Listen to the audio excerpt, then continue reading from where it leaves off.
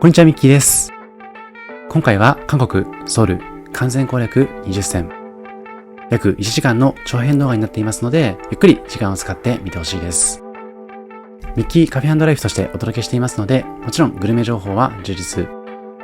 一方で様々国内外の旅行動画をお届けしているように、今回のソウル旅でも十分にその魅力をお伝えできればと思っています。また、日本国内で事前に準備しておくべきポイントなども押さえておりますので、この動画を見ながらメモもしつつ、皆さんも韓国ソウルに訪問する際には、その1分1秒を無駄にしないように、お得情報とともに見ていただければと思います。さて、注目情報満載な韓国ソウル旅、ぜひご堪能ください。このチャンネルではカフェ巡りなど日常を少し豊かにする情報をお届けします。少しでも応援してくださる方はチャンネル登録をして次の動画も見逃さないでください。ちなみに今回ご紹介するお店の Google マップ位置情報は本動画の概要欄から確認することができますので、実際にお店に訪問する際の参考としてご活用ください。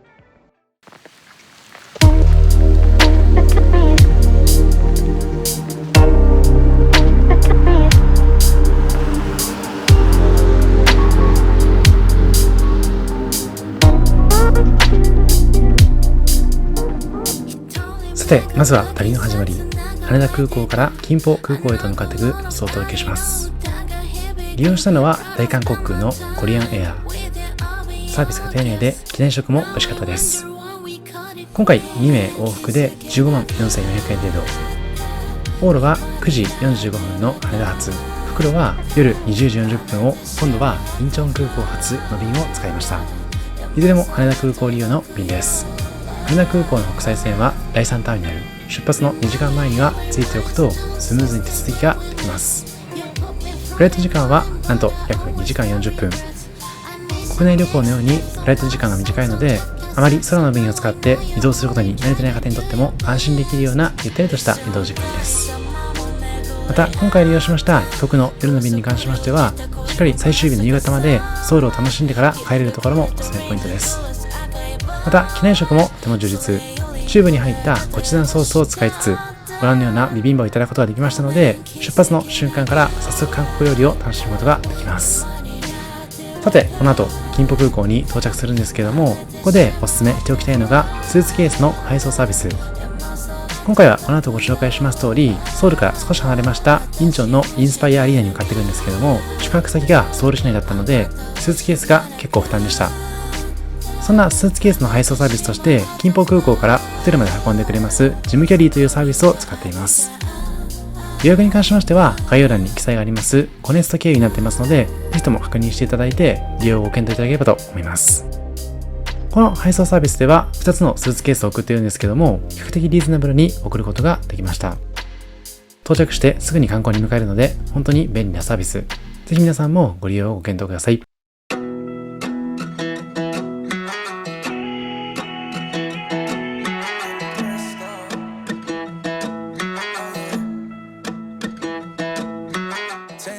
さて、金浦空港に到着したら、まず立ち寄ってほしいのがロッテモール金浦空港店。空港駅の3番出口から地下通路でたった2分。百貨店やスーパー、映画館まで入った大型複合施設になっています。ここでぜひ作ってほしいのがワーパス。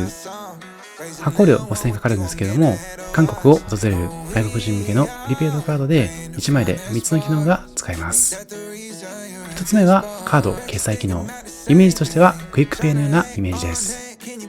コンビニや飲食店、百貨店やタクシーなど幅広いお店で使えます。2つ目は T マネー機能。こちらはスイカのようなイメージです。地下鉄やバスにそのまま使えますので、交通カードとしても便利。3つ目は両替機能。日本円をそのまま機械に入れることでウォンに換金できるところがおすすめです。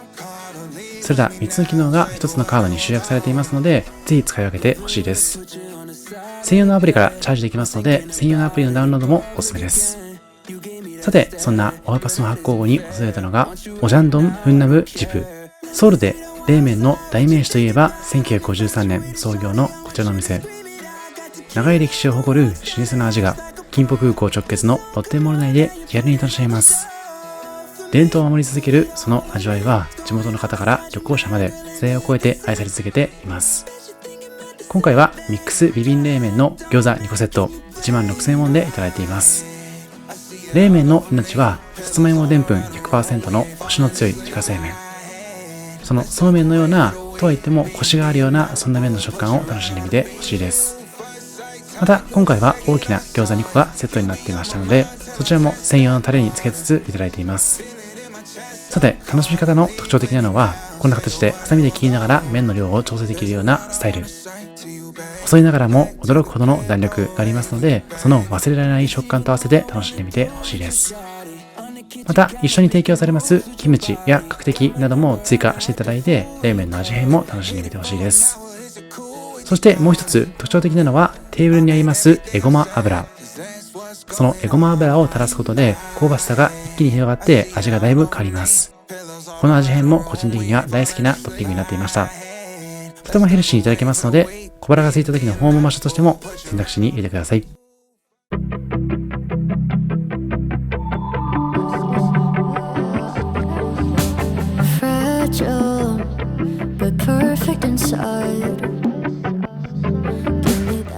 続いては外国人向けタクシー配車アプリ K ライドのご紹介。イメージとしては日本で人気の Go や Uber の韓国版といったところ。今回の韓国旅行でもたくさんタクシーを使いまして、とても便利だったのでぜひ覚えておいてほしいです。ただ絶対に必要な準備が2つあります。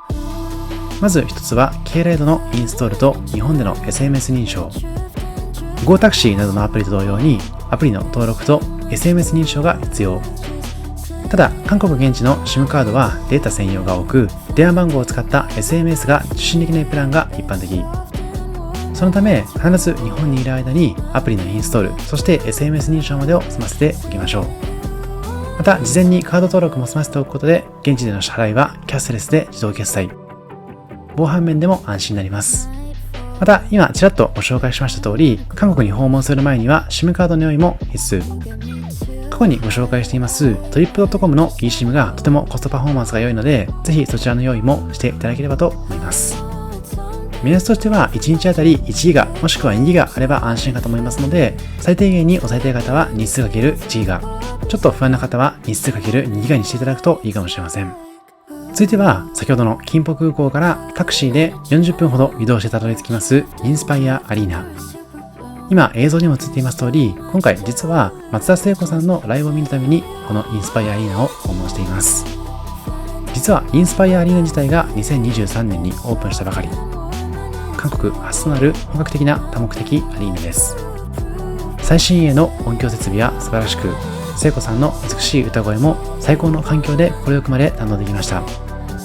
実は松田聖子さんのライブに関しましては武道館でよく行ってるんですけども、武道館の設備よりもやはり音響設備のこだわりが感じられましたので、もし皆さんのお好きなアーティストでインスパイアアリーナ開催のライブがありましたら、一回は行ってみてほしいです。さてライブの様子は撮影できなかったのでお届けできないんですけども、実はこのインスパイアアリーナが入っています巨大な複合施設インスパイアエンターテインメントリゾートも注目の一つ。一歩中に入りますと、そこはまるで海外の高級リゾートのような別世界。この中にも洗練されたショップやアート作品が並んでいます。またこの施設の象徴とも言えますのが定時に行われますプロジェクションマッピング。おそらく1時間ごとに9時ちょうど、10時ちょうどなどきっかりでプロジェクションマッピングが開催されているそうです。この通路では宇宙の神秘や力強く駆け抜ける汽車など躍動感あふれる映像が天井一面を覆い尽くします。さらにロビーにあります巨大なデジタルシャンデリアが音楽に合わせて形を変える様子はまさに動く芸術品。ライブの興奮と感動をさらに深めてくれる魔法のような光の演出は必見です。最近の韓国を象徴するようなショーの魅力、そしてきらびやかで幻想的な空間は一つのハイライトにもなりそうです。またこのライブの後はまたソウルに戻ってくるんですけども、ソウルに戻る前には一旦インチョン空港まで戻るのがおすすめ。インスパイアアリーナからインチョン空港までは無料のシャトルバスが頻繁に運行されていますので、移動も非常にスムーズ。タクシーを呼ぶのもいいんですけども、おそらく高速道路にもシャトルバス専用レーンがあるので、タクシーよりも移動が早いかもしれません。ぜひそのあたりも事前に調べていただいて、シャトルバスを利用するという点を頭に置いておいていただけるといいのかもしれません。またライブ直後は混雑するので、シャトルバスはお早めにご訪問ください。ただ待っている時間に関しましても飲食店も充実していますので、飲食店で少し時間をずらしつつシャトルバスで帰るのも良さそうです。さてもう一つ、インスパイアアリーナでのショーを待つ間に訪問したのがこちら、ストリートチュロス。最近だと下北沢や吉祥寺にも誕生しているので、日本でも訪問したいと思っているんですけども、個人的に大好きなチュロスの専門店です。過去にスペイン編の動画でチュロスのお店を紹介していまして、スペインの本格的なチュロスをいただいているんですけども、そのチュロスにも負けないような美味しさでした。また日本でいただけるような一般的なチュロスとはちょっと違って食べやすいところ、もっちりとしているところもおすすめなポイントです。今回いただきましたのは揚げたてのチュロスとアメリカーノがセットになったコンボ1。後でご紹介しますが、お値段は1万1000ウォンです。注文を受けてから丁寧に揚げてくれますので、外はカリッと香ばしく、中は驚くほどもちもち。一口食べますと揚げたてならではの贅沢な味わいが口いっぱいに広がります。また韓国のカフェメニューとしての定番アイスアメリカーノの程よい苦みがシナモンシュガーの優しい甘さを引き立ててくれました。追加で1500ウォン払うことでディップソースも注文しています。温かいチュロスに濃厚なソースをたっぷりと絡めるのがこのストリートチュロスのスタイル。専用の容器で持ち運びも楽でした。そんな味の組み合わせを楽しみつつ、ライブ前のひとときも楽しんでいただければと思います。量的にもちょうどよくサクサクと食べ進められてしまいますので、一人一個注文してもいいかもしれません。Your skin floating on me like water, and I'ma let you do whatever, make my heart beat stutter. Oh, さて、先ほどのインスパイアアリーナを出てシャトルバスでインチョン空港へ向かい、インチョン空港からはタクシーでまたソウル市内に戻ってきます。ここからはソウル市内の観光の様子をお届けするんですけども、その前に準備しておきたいのがネイバーマップ。日本や他の国では地図といえば Google マップを使っているんですけども、実は韓国では少し事情が異なります。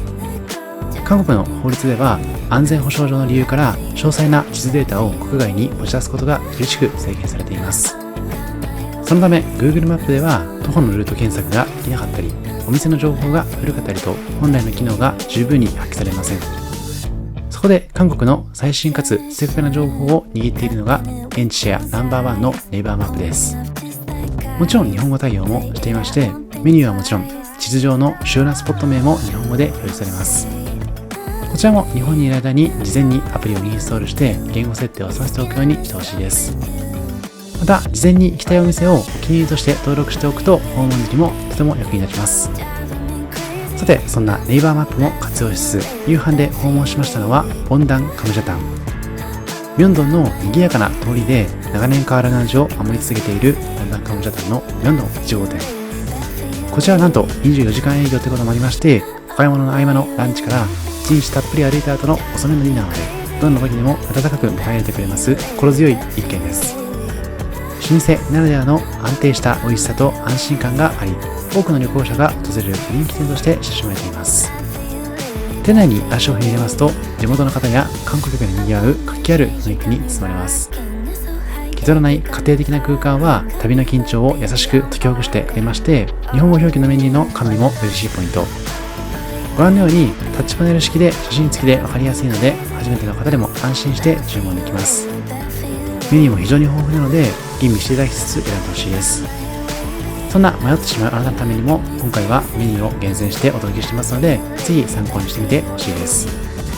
さて、お店の名前にもなっていますカムジャタンをまずはオーダー。映像で映していますのはカムジャタンの小サイズで36,000ウォンです。今回3名でいただいているんですけども、ボリュームとしてもちょうど良かったなと思っています。じっくりと時間をかけて煮込まれた大きな豚の背骨肉はお箸を当てるだけでほろりと骨から外れるほど柔らか。エゴマの葉と粉がたっぷり入ったスープはピリッとした刺激の中に深いコクと野菜の甘みが溶け込んでおりまして、まさに絶品。じゃがいももホクホクとしていまして、スープの旨味をたっぷりと吸い込んで噛み締めるために幸せな気持ちになれます。そしてお酒で注文しましたのは自閉マッコリのペットボトルスタイル。6000ウォンでコストパフォーマンスも良かったです。そしてなんとご飯はこの量1人前で1000ウォン。とても安いのでお腹を満たしたい方は何杯も注文していただくのが良さそうです。そしてもう一つこの後ご紹介するんですけども、エビ餃子もおすすめ。エビ餃子も1万ウォンになっていまして、とてもコストパフォーマンスがいいです。娘の皮の中にはプリプリとしたエビの身とお肉の旨がギュッと凝縮されていまして、蒸したての熱々をいただくことでジューシーな肉汁が溢れ出してきます。そんな餃子と合わせつつ、看板メニューのカムジャタンもご堪能ください。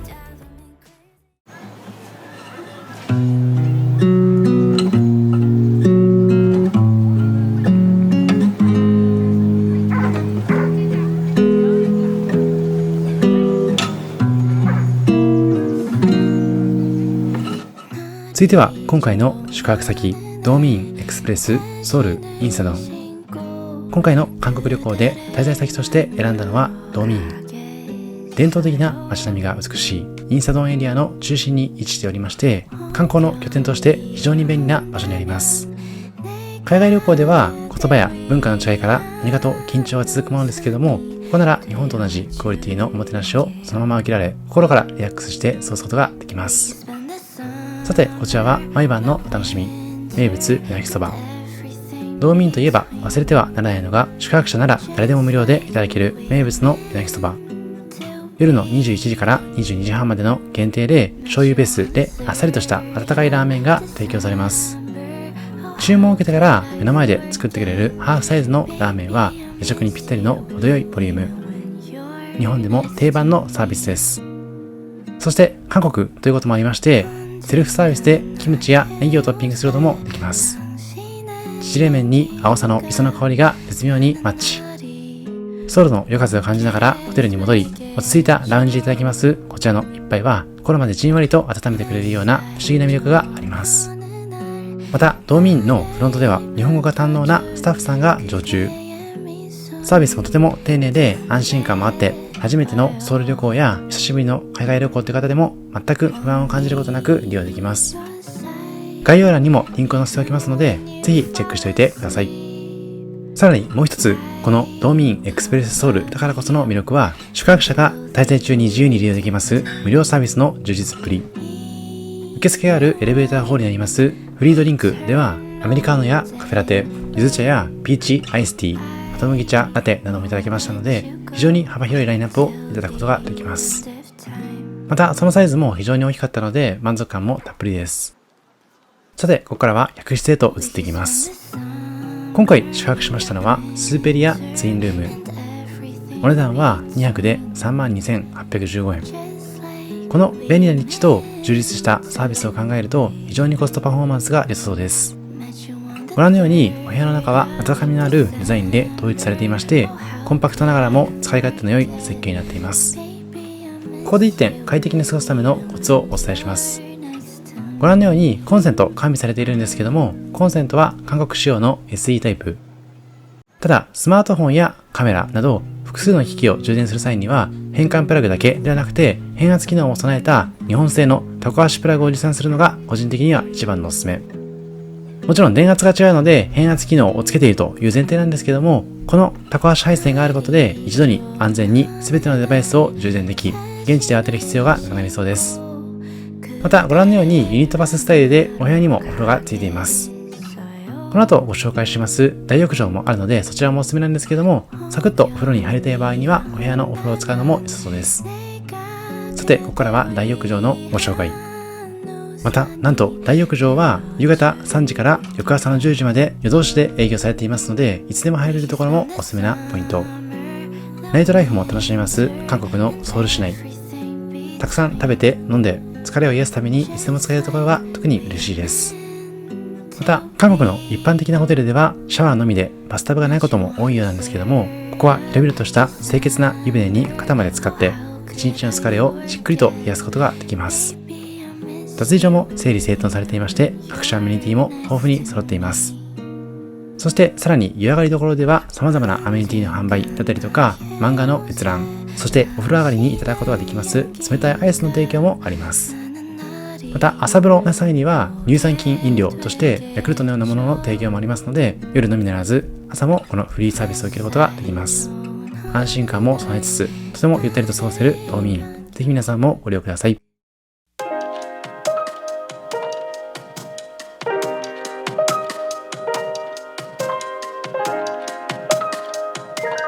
Stuck in the summer さて、翌朝向かいましたのは、韓国ソウル滞在中にぜひ訪れていただきたい暗黒エリアに位置しますカフェオニオン暗黒店。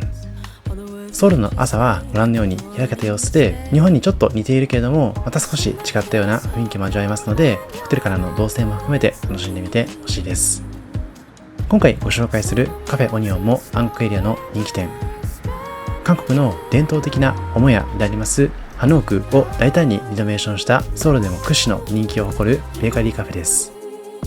歴史を感じさせます重厚な木の門をくぐると、そこには都会の喧騒を忘れさせてくれるような静かで美しい中庭が広がっています。古い柱や梁をそのまま生かしつつ、ガラス張りの開放感やモダンなインテリアが見事に融合した空間は、ただそこにいるだけで心が洗われるような特別な雰囲気があります。見上げると幾重にも重なります瓦屋根の曲線が青い空に映え、木のぬくもりと現代的なセンスが共存する様子はまさに圧巻の一言です。日本の和室とはまたちょっと違った韓国のハノークのイメージを体験できますので、カフェ利用はもちろんのこと、観光スポットとしてもおすすめです。ぜひ写真もたくさん撮ってみてほしいです。さて、この暗黒というエリア、すぐ近くに有名な王宮がありまして、歴史の息吹を強く感じられます情緒豊かなエリア。その美しい街並みに溶け込むように佇むこのカフェは、まさに日常を忘れてソウルの伝統美を堪能するのにぴったりの場所と言えそうです。そしてとても人気店ですので、日中は常に多くの方で賑わい、入店までに列ができることも珍しくありません。この日も訪問直後に入店の入り口付近に列ができ始めていたので、皆さんもなるべく早い時間にご訪問ください。今映している映像は8時半頃になっていますので、混み具合含めてその目安にしていただければと思います。なお、平日は朝の7時、週末は9時から営業していますので、少し早起きする際にはその時間を目安にしていただくと良さそうです。朝の澄んだ空気に包まれた中庭を眺めながら、ご覧のような様々な種類の焼きたてパンの香りに包まれてコーヒーをいただく時間は、まさに旅の贅沢そのもの。もうすでに混み始めているんですけども、オープン直後に訪問すればお気に入りの縁側だったりとかテーブル席をゆったりと選ぶこともできますので、お気に入りのロケーションでおすすめパンとおすすめなドリンクいただくことができます。また写真撮影等も周りを気にせず楽しめそうです。せっかく韓国旅行に行くからにはいろんなところに行きたいと思うんですけども、この趣のあるカフェでの朝活を通して一日が充実すると思います。またオリジナルグッズの販売もありましたので、気に入った場合はご購入ください。さて、今回いただいたメニューをいくつかご紹介します。右上がシグネチャーのパンドーロ、左上は塩パン、左下はクロワッサン、右下は宝石のようなイチゴが贅沢に乗ったタルギバラギというもの。まずは左上の塩パンから、パリッと香ばしく中はバターの豊かな香りがじゅわっと広がる3500ウォンの塩パン。右手前のタルギバラギはサクサクのデニッシュの生地の香ばさとフレッシュなイチゴの甘酸っぱさが絶妙なハーモニーを奏でていて、見ているだけでも気分が跳ね上がるような、そんな一品になっていました。そしてドリンクも今回4名で訪問して1つずつ注文。右上はホットチョコレートラテ、左手はアメリカーノ、左手前はカフェラテ、右手前はバニラビーンズラテです。このお店のシグネチャーメニューは左上に映していますホットチョコレートラテなので、甘いのが大丈夫な方はそちらを注文すると良さそうです。さて、こちらはクロワッサン。幾重にも重なりました生地のサクサク感が絶妙な個性的なクロワッサンでした。そしてこのお店の代名詞といえますパンドーロ。山のように高く積まれた真っ白な粉砂糖のふんわりとした口どけ至優しい甘さはまさに至福の味わい。東京都内中心に様々なカフェを訪問している私ですけども、このパンドーロは食べたことがなかったので、ぜひ訪問した際にはいただいてみてほしいような、そんな一品。写真映えも抜群なので、訪問時には絶対注文してほしい一つです。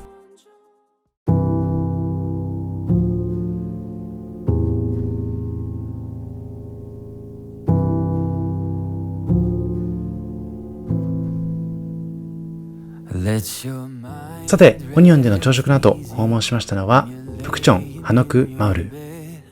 ソウルの中心部に位置しながら、朝鮮王朝時代からの伝統的な家屋が今もなお美しく保存されているのがプクチョンハノクマウルです。ここはかつて王族や当時のエリート層の方々が暮らしていた場所。高台へと続いていく石畳の坂道の両側には趣のある瓦屋根のハノークが隙間なく並び、一歩足を踏み入れると、まるで数百年前へタイムスリップしたかのような錯覚に陥ります。都会のビル群を背景に、歴史のある木の門や繊細な格子窓が映える様子は、まさに今のソウルを象徴する息を飲むほど美しい光景です。そして観光の際に何より大切にしたいのが、この美しい街並みは観光地であると同時に、今も多くの方が実際に暮らしている生活の場であるという点です。景観を楽しむ際には大きな声での会話を控え、一歩一歩の足音にも気を配りながら、静かに街の空気を感じてみてほしいです。また、現在は観光客の訪問可能な時間が午前10時から午後5時までに制限されています。日曜日が休みとなっているエリアもありますので、訪れる前にスケジュールの確認をしておくのがスマートな大人のたしなみとも言えそうです。決められたルールを守ることで、この貴重な文化財と静かな暮らしを未来へとつないでいくお手伝いをしてほしいです。もちろんせっかくなので写真に収めて、その旅の思い出にもしてほしいです。また、迷路のように入り組んだ路地を散策していると、美しいソウル市内のパノラマを見ることもできますし、伝統的なカフェで足を休めるのも良さそうです。ただ一点、公共トイレがこのエリア内にありませんので、結構寒い季節なんかには注意していただいて、事前に済ませておくなどの工夫をするのがおすすめです。ぜひこの伝統と現代が優雅に溶け合う空間をソウル旅行の中に組み入れてほしいです。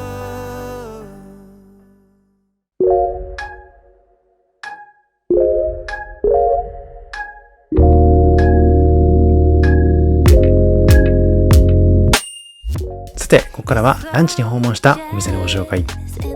韓国通の芸能人がこぞって通い、最近日本のテレビ番組でも大きな話題を呼んでいるのが、北朝鮮式スタイルの名店、ムグオク。今年の4月に放送されたアナザースカイでは、女優の堀田真由さんとレスラフィムのカズハさんがソンス店を訪れ、その絶品メニューを堪能する姿が放映されました。まさにスターが選ぶソウルの新定番としての地位を確立しています。同じく2月の世界バーゲン旅では、神田愛花さんや大沢あかねさんが暗黒本店を訪問。韓国で一番人気のサムゲタンとして紹介されたその味の秘密は、100羽もの鶏をニンニクとともに24時間じっくりと煮込んだ超濃厚なスープにあります。今回は北朝鮮式タッカンマリ18000ウォンをいただいているんですけども、その独特なスタイル、スープと鶏肉を別々に提供する形式でいただいています。素材の旨味を極限まで引き出した本物志向の大人にこそ味わっていただきたい珍味あふれる一杯です。なお、暗黒本店は築70年の伝統的なハヌオクを改装しておりまして、落ち着いた大人の皆さんがゆったりと食事を楽しむのに最高のロケーションです。18000ウォンという価格で、これほどまでに手間暇をかけた魂の味を体験できるのはソウル旅行の大きな喜び。旬のスターたちがなぜこの味に魅了されるのか、その圧倒的なスープのコクを一口味わえば内側から満たされていくのを感じるはずです。この映像を見ている今この瞬間さえ Uber Eats でテイクアウトして食べたくなるような、そんな思い出の残る味になっています。今後もたくさん日本のテレビではご紹介されると思うんですけども、ぜひともさらに人気が高まる前に訪問してほしいです。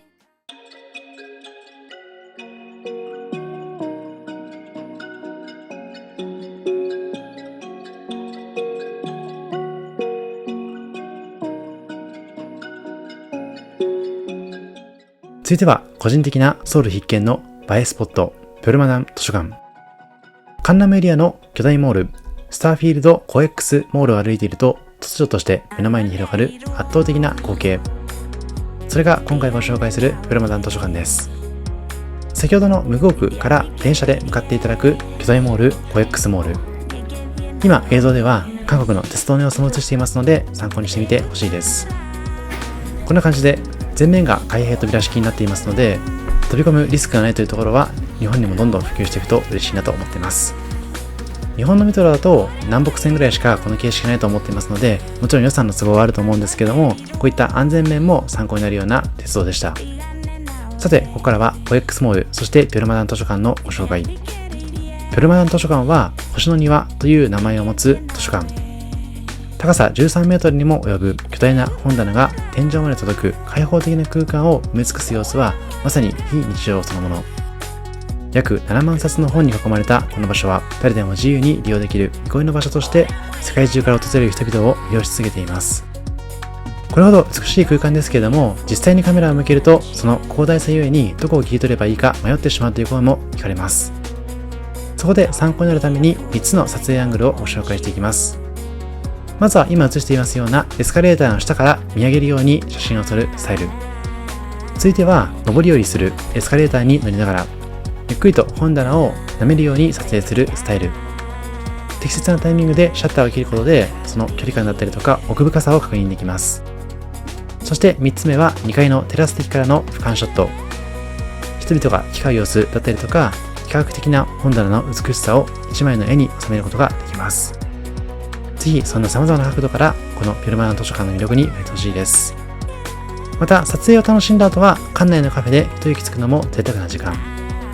日本でも麻布台ヒルズでご紹介したようなアラビカコーヒーなどが併設されていまして、美味しいコーヒーを片手に世界中の雑誌をペラペラと巡ることができる、そんな観光地になっています。もちろん入場も無料なのでぜひとも訪問してみてほしいです。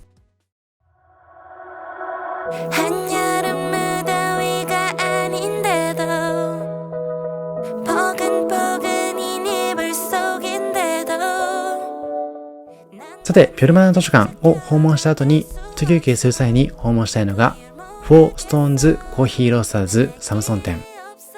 先ほどのピュルマナ図書館で知られていますスターフィールドコヤックスモールの近く、サムソンのオフィス街を少し歩いた先にまるで別世界のような静寂に包まれた邸宅が現れます。そんな空間がフォーストーンズコーヒーロースターズ。1970年代の邸宅を美しくリノベーションしたこのカフェは都会の真ん中にありながら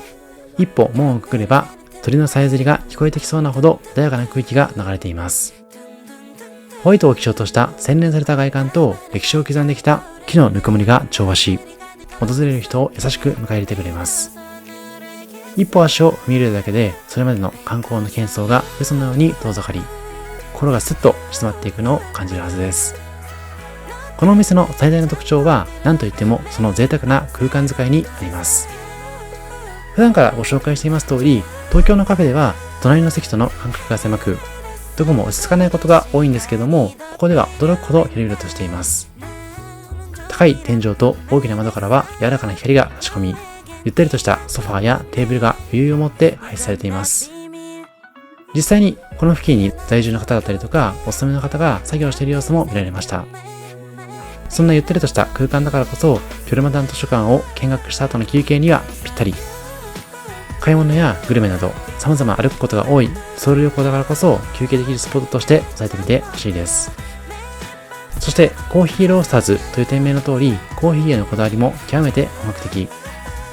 こちらでは厳選された豆を店内で自家焙煎しており、常に新鮮で香り高い一杯を楽しむことができます。店内に漂う香ばしいアロマは旅の疲れを芯から癒してくれるような魔法のようです。そしてフードメニューも比較的充実していますので、お腹が空いている際にはそちらも合わせていただいてください。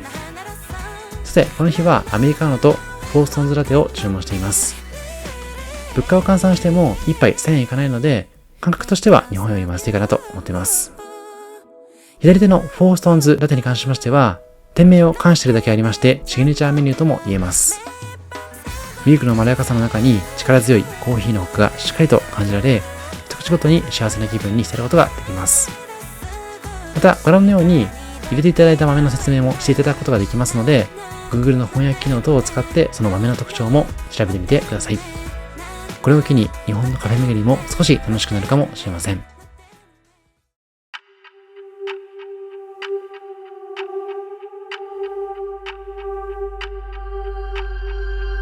It's been a while, but still can't let you go. 一休憩した後、今度はミョンドン駅へ移動。そしてミョンドン駅を出てすぐ目の前にそびえ立つ細長い12階建てのビル。こちらはなんとビル丸ごと一つのダイソーになっています。韓国最大級の規模を誇るこの店舗はまさにショッピングのテーマパークそのもの。フロアごとに韓国の伝統的な雑貨、生活用品、文房具などがびっしりと詰め込まれており、日本では決して手に入らないような韓国限定のアイテムが驚くほど手軽な価格で揃っています。特に最新の韓国美容を取り入れた高品質なコスメコーナーは女性を中心に大人気。自分用のお試しにはもちろんのこと、友人へのばらまきお土産探しにもこれ以上の場所はありませんので、ぜひ訪問してみてほしいです。そんなダイソーを紹介しつつ、今映していますのはザ・スポット・ファビュラスというカフェ。実は私の妻がダイソーで買い物をしているときに、個人的にはあまり興味なかったので、一人でカフェに訪問しています。その時に利用したのがザ・スポット・ファビュラス。とても素敵な空間で美味しそうなスイーツもたくさんありましたので、皆さんも買い物の途中で休憩する際の参考としてほしいです。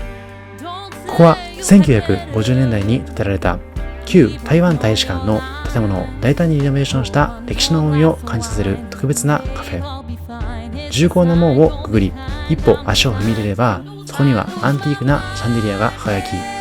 高い天井が生み出す圧倒的な大人の空間が広がっています。そしてこちらの魅力は建築美だけではありません。ご覧のような1階のショーケースを覗き込むと、旬のフルーツを贅沢に使った色鮮やかなタルトや、口の中でとろけるような濃厚なティラミス、パティシエが腕を振るった宝石のように美しいスイーツがずらりと並んでいます。そして今回いただいたドリンクメニューも充実。1階で注文とお会計を済ませ、レシートを受け取ってからご覧のような2階の洗練されたバーカウンターでドリンクを受け取る。少し特別な注文スタイルも、この歴史ある洋館でのひとときを趣深い体験に変えてくれます。この2階の空間は大きな窓から差し込む柔らかな光と庭の緑が美しく映える特別な空間。夜になりますと店内のライトがまた味を放ってとても素敵な空間になっています。時の流れをゆったりと感じることができますこの場所は、まさに都会の隠れ家と呼ぶにふさわしいような贅沢な空間です。どこを切り取っても映え空間になっていますので、どの席を選んでもいい写真が撮れそうです。さて、この日に注文しましたのはホットアメリカーノ。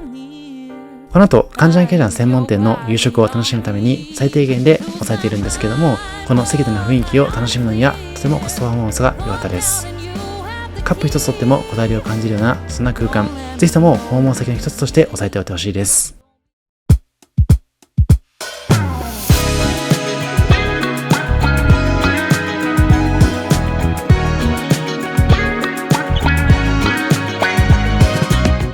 さて、この日の夕食のメインはオタリチップ。ソウルでカンジャンケジャンを食べるなら絶対に外せないのがミョンドンのオタリチップです。数多くの日本のテレビ番組でも紹介され、坂上忍さんをはじめとする多くの著名人が足しげく通う名店中の名店。店内には様々なサインがあったんですけども、そのほとんどが日本人になっていました。結構アイドルを中心に訪問されているので、推しのアイドルがいらっしゃる方はその訪問の様子を見ることができるかもしれません。生物を扱うお店として、その徹底した衛生管理と厳選された最高級のカニのみを使用しているこだわりは、安心して美食を楽しめる最大の理由です。人気店ゆえに行列は必至。この日も3階の席までずらりと階段に人々がひしめいていましたので、何もしていないととても待つことになりそうです。ただ、ここで一つ旅をスマートにする秘訣をお伝えします。それは事前に店舗へ直接メールにて予約を入れておくこと。たとえ返信がなくても希望時間を伝えておくことで、お店側が優先的に対応してくれる場合が多いので、ぜひ早めに訪問時間と訪問人数をメールにてお伝えください。さて、ここからはメニューのご紹介。最初に映していましたのは生マッコリ。情緒たっぷりに亀で提供されますので、たっぷりいただくことができます。他のドリンクとしましては、ワイングラスのようなスタイルでいただけますポクプンジャシュ。ベリーのような爽やかな香りと甘酸っぱさがこの後いただけますカンジャンケジャンともマッチする一杯でした。他にはチルソンサイダーで割ったような炭酸酒もいただいています。さて、今ご紹介していますのはカンジャンケジャンのセット。このセットメニューには1人前 200g の MS サイズ定食を贅沢に3杯のカニとともにいただくことができます。およそ3人分になっているんですけども、お惣菜含めてたくさんいただけますので、ボリュームは十分。運ばれてきた瞬間にそのビジュアルに圧倒されます。もはやテーブルに収まりきらないほどの量をいただけますので、なるべくお腹を空かせて訪問してほしいです。ご覧のようにメインのケジャンの巻きをふわふわのケランチムだったりとか、熱々のチゲ、とびっこがたっぷり入った特製のご飯、数えきれないほどの小皿料理で埋め尽くされます。また、こちらのとびっこがたっぷり入った特製のご飯は、後でカニの甲羅を使った料理としていただくことができますので、全部食べきらずに少し残しておいてください。さて、こちらはメインとも言えますイタリガニ。そのビジュアルにまず圧倒されます。オレンジ色の内子がぎっしりと詰まったワタリガニは絶品になっていますので、ぜひともいただいてみてほしいです。また合わせてカンジャーセもいただけています。これは全て含めてセットメニューになっていますので、コストパフォーマンスも良さそうです。私の妻もカンジャンケジャンの食感があんまり得意ではない方だったんですけども、このカンジャンケジャンは美味しくいただくことができたようです。さて、こちらが先ほどご紹介したカニの甲羅を使ったとびこ入り特製ご飯のアレンジ。甲羅の中に残りました濃厚なカニ味噌と醤油だれにとびこご飯を投入し、韓国海苔と一緒にしっかりと混ぜ合わせます。一口頬張れば海の恵みが凝縮された深い味わいと広がり、その特別な味わいに包まれます。ぜひ最高峰のカンジャンケジャン専門店、旅のどっかのタイミングでご訪問ください。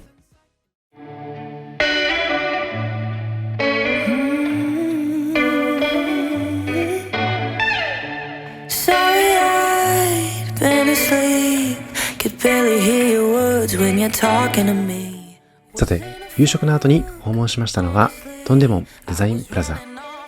トンデモンのランドマークとして圧倒的な存在感を放つデザインプラザ、通称 DDP。 かつてのトンデモン運動場の跡地に突如として現れた巨大な宇宙船のようなフォルム。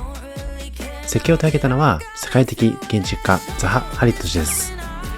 4万5000枚を超える一枚一枚形の異なるアルミパネルで覆われたその姿は、世界最大規模の3次元非定型建築物として知られています。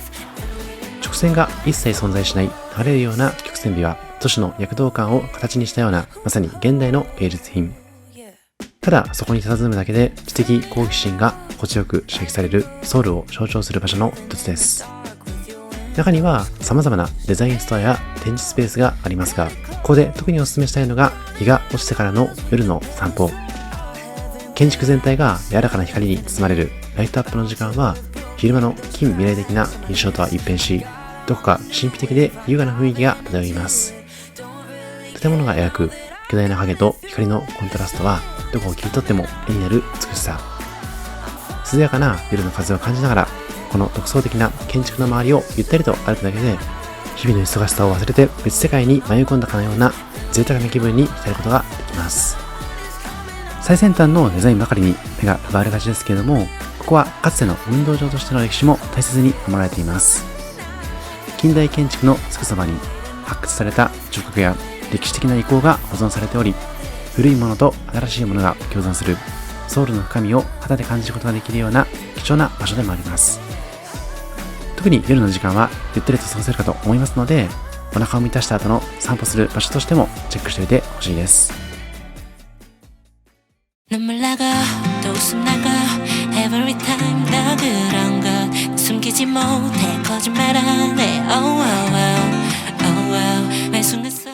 さて、ここからは3日目の朝の様子。最終日となる3日目はソウルの中心部、近代的なビルが立ち並ぶムギョドンへ向かい、朝ごはんをいただいています。半世紀以上にわたり圧倒的な支持を得ています1968年創業のムギョドンプコクッチというお店にご訪問。街歩きの際も様々なソウルの雰囲気を感じることができますので、そのひとときも楽しんでほしいです。さて、こちらがムギョドンプコクッチ。こちらの驚くべき特徴は、メニューがプゴクと呼ばれます干しダラのスープたった1種類のみであること。多店舗展開をせず、この場所でこの味だけを守り抜くという職人気質な姿勢が地元ビジネスマンの朝を支え続けています。宣伝に頼らず味の品質だけで行列を作り出す、まさに職人気質なソウルの名店です。この日は朝の8時過ぎにご訪問。ピーク時間を外したことで行列に並ぶことなくスムーズに入店できました。そしていただいたのは看板メニューの干しダラスープ。1万ウォンとお値段もリーズナブルです。白濁したスープにはふっくら戻ったタラの実、豆腐、溶き卵、ネギがたっぷりと入っています。まずはそのまま牛骨ベースの優しいコクを味わってほしいんですけれども、その後は卓上の網の塩辛で塩味を足し、ニラの和え物で香りを加えるのが2の食べ方。最後は備え付きのキムチやキュウリの和え物とともにスープにご飯を浸して、半世紀変わらぬ黄金の味をぜひソウルの爽やかな朝とともにご堪能ください。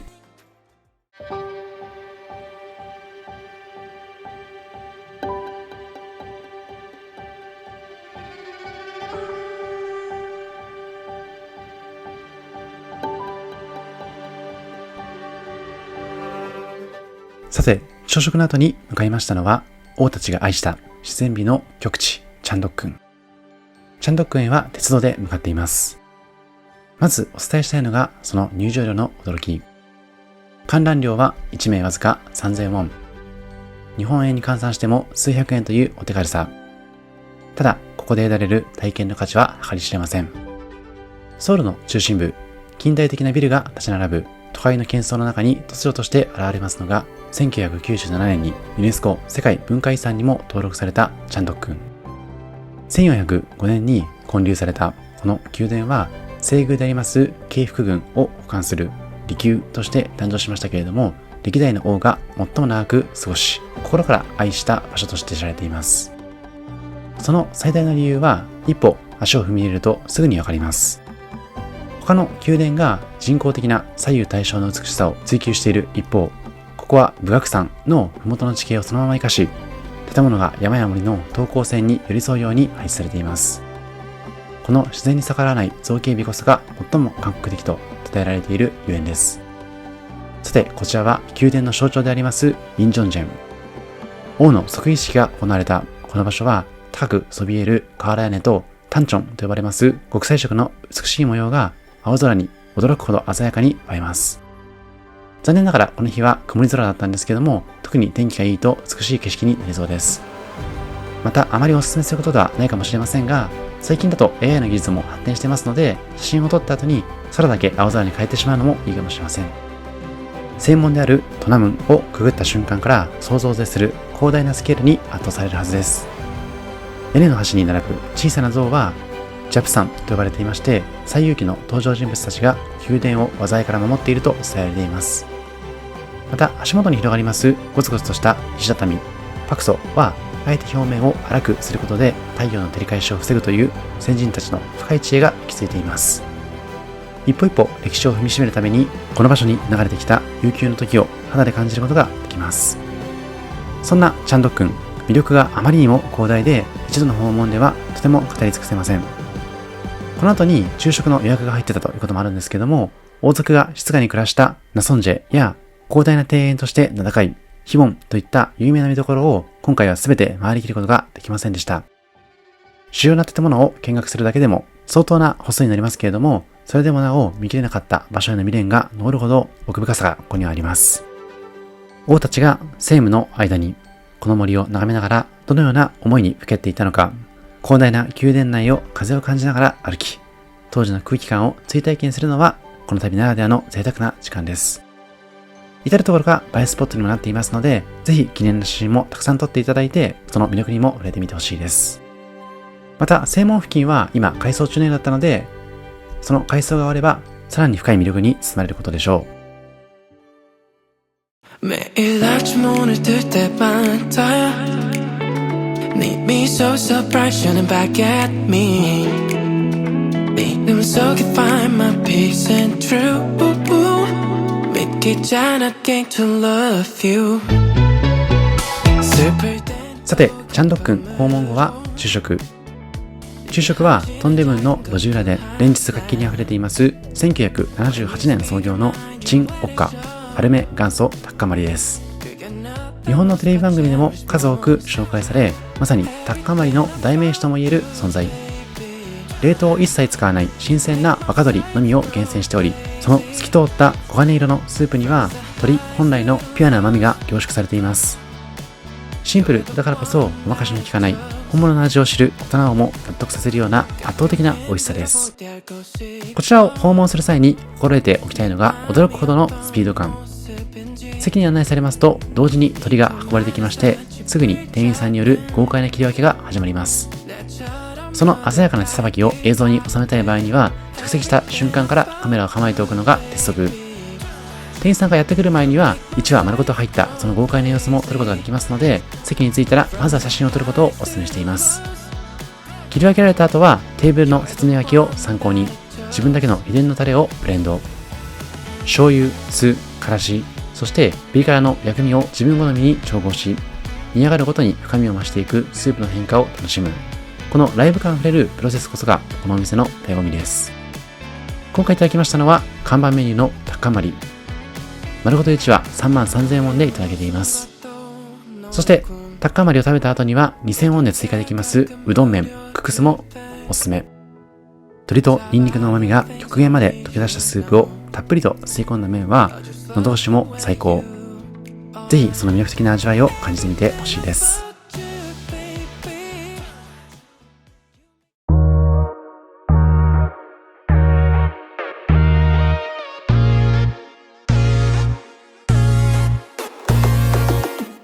さて、昼食の後はおやつタイム。次に訪問しましたのはクアンジャンシジャン。1905年の創業以来100年以上にわたりソウルの台所として愛され続けていますクアンジャンシジャン。一歩足を踏み入れれば、そこはアーケードを埋め尽くす屋台の熱気とどこか懐かしい活気が溢れています。山積みにされた食材や色鮮やかな韓国伝統雑貨が並ぶ風景は歩いているだけでも五感が刺激される、まさに生きた博物館。市場全体が絶好の撮影スポットであり、どこを切り取っても絵になるソウルならではのエネルギーに満ち溢れています。この独特な雰囲気をカメラに収めながらも市場の深部へと進んでほしいです。もちろん市場歩きの楽しみ方は活気ある屋台での食べ歩き。まずいただきましたのは伝統的な蜂蜜ホットク2000ウォンです。たっぷりの油で揚げるように焼かれた生地は表面がカリッとしていて、中からは熱々の蜂蜜とナッツがじゅわっと溢れ出します。そして今回の食べ歩きの主役とも言えますのが1000ウォンのもち米クワベギ。この後ご紹介するんですけども、市場の入り口付近ですでに長い列を作っている超人気メニュー。行列に一瞬驚くんですけども、店員さんの熟練した手さばきで続々と揚げられていくため、回転が非常に早いのが嬉しいポイント。受け取った瞬間の熱々を頬張れば驚くほどもちもちした食感とシナモンシュガーの優しい甘さが口いっぱいに広がります。手頃な価格で本物の味を楽しめる、まさに至福のひとときです。そしてその後は鉄道でソウル駅へ移動。ソウル駅には旅の常識を覆すほど便利な都市空港ターミナルがあります。最大の特徴は空港へ向かう前にここで搭乗手続きと手荷物預け入れ、さらには出国審査まで全て完了できること。重い荷物をここで預けてしまえば、あとは手ぶらでインチョン空港へ向かうだけです。利用には高速鉄道 ALEX のチケットが必要なんですけども、その分駅直結のロッテマートで最後のお土産選びをゆっくりと楽しむ余裕も生まれます。空港での長蛇の列をスキップして帰国直前までスマートにソウルを満喫しましょう。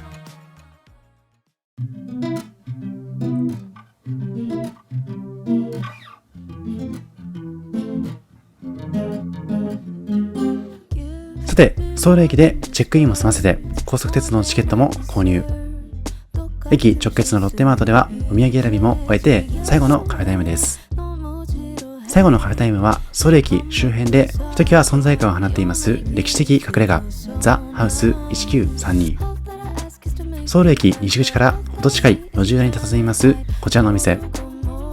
店名の通り1932年に日本の印刷所社長の私宅として建てられましたこの日本家屋。その後米軍師団長や韓国の有名な政治家の指定としてソウルの激動の時代を静かに見守り続けてきました。築約100年というソウルでも極めて希少なこの歴史的建築は現在ではレトロとモダンが完璧に調和した至福のベーカリーカフェとして蘇っています。歴史の重みを感じさせる門構えを眺めるだけでこれから始まる贅沢な空間体験への期待が膨らみます。このカフェを訪れて何より印象的なのは随所に残された当時の面影です。高い天井を支える立派な太い梁や長い年月を経て艶を増した木の床、そして上階へと続く優雅な螺旋階段。特筆すべきは日本人にとってどっか懐かしさを感じさせるような畳の席が用意されていることです。ソウルの中心でありながら畳の上で足を伸ばしてゆったりとくつろげる時間は旅の最後のご褒美とも言えるような究極のリラックスです。そして空間の美しさもさることながら自家製ベーカリーと本格的なコーヒーのクオリティも驚くほど高いものです。またスイーツ類としましてはケーキなどのペーストリーも充実。ボリュームも結構ありますのでそのコーヒーとのペアリングも含めて楽しんでみてほしいです。さてそんなザ・ハウス1932でたくさんのメニューを最後に注文。左上からパンスイスサレ、左下はクロワッサン、もう一つ右上はイチゴケーキ、ドリンクはフラットホワイトとアメリカノをいただいています。まず左上は香ばしさが癖になる塩味のパンスイスサレ、幾重にも重なった生地のパリッとした食感と絶妙な塩気が抜群でした。左下はサクサクとしたクロワッサン、右上は甘酸っぱいイチゴの幸せが広がるイチゴケーキ、お供にはきめ細やかな泡立ちとコーヒーの深いコクが調和したフラットホワイトとアメリカーノをセレクト。先ほど映像でも映してたんですけれども、このザ・ハウス1932自体が焙煎所も備えていますので、焙煎したての高品質なコーヒー豆で味わえるところもコーヒー好きにはたまらないポイントの一つです。窓から差し込む柔らかな光を感じながら、古い建築が持つぬくもりに包まれるひとときは新しい日常を忘れ、今回の旅の思い出をゆっくりと振り返るための特別な場所になります。見た目にも美しいような様々なペーストリーや焼き菓子、ドリンクを堪能しつつ、最後の出国までのひとときを整えていただければと思います。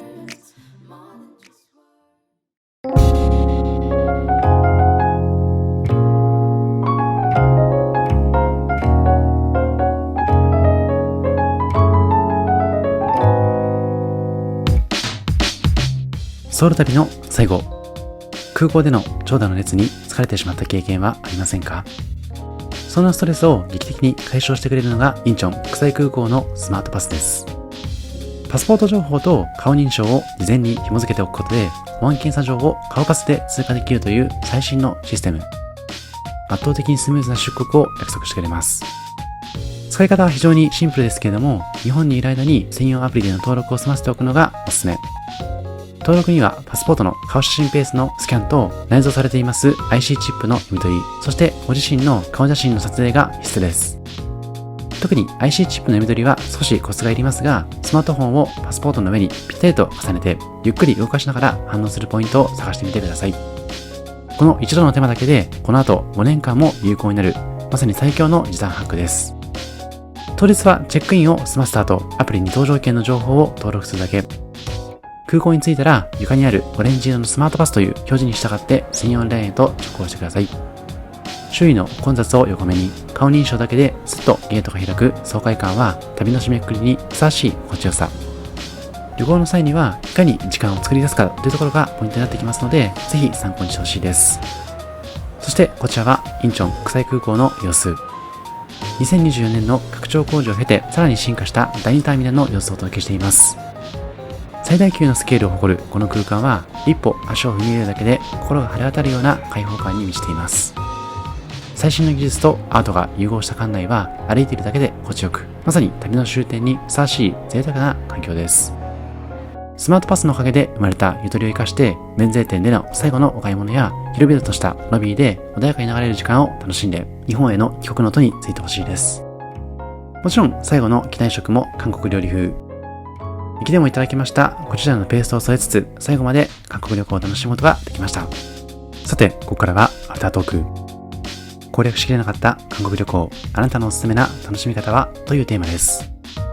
今回個人的には十分な準備もしていったんですけども、やはりまだまだ巡れなかった場所は多かったです。特にチャンネルをカフェ&ライフとしてご紹介していますので、グルメ情報は充実できたと思うんですけども、それでも定番のトッポキだったりとか、ヤンニョムチキンだったりとか、サムギョプサルなどはいただけていないので、まだまだ楽しめる余地あったかなと思っています。そして観光という意味では、チャンドックンの敷地内を十分に巡れていなかったりとか、他にもまだまだ巡れる場所があったかなと思っています。おそらく韓国に関しましては、これまでに何回も訪問している方もいらっしゃると思いますので、この動画でご紹介できてないような、まだ知れぬ魅力だったりとかがありましたら、コメント欄の方で教えてほしいです。また、リベンジした際には、そういった注目スポットだったりとか、楽しみ方も堪能したいと思っています。この動画がいいと思いましたら、チャンネル登録といいね、よろしくお願いします。また、インスタグラムでは最新の情報をお届けしていますので、そちらのフォローもお願いします。また、本チャンネルではメンバーシップもやっています。これまでに巡ったカフェの情報が簡単に探せる会員限定サイトだったりとか、制作の裏側、また新施設情報、新店舗情報、これからの気になる情報などもお届けしていきますので、よかったら参加してみてください。以上、ミッキーでした。ありがとうございました。